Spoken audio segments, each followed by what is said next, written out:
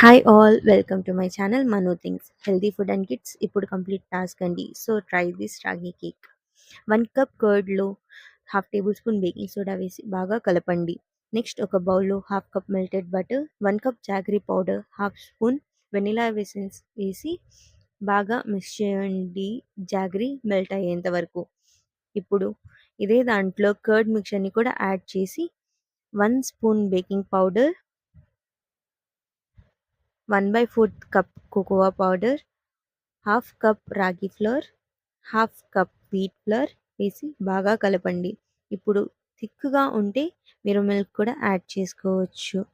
ఈ బ్యాటర్ని మోల్డ్లోకి వేసి 10 మినిట్స్ ప్రీ హీటెడ్ కడాయిలో 45 మినిట్స్ టు 1 అవర్ ఉంచండి.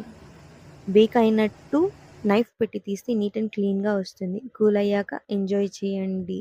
అంతే, ఎంతో టేస్టీ కేక్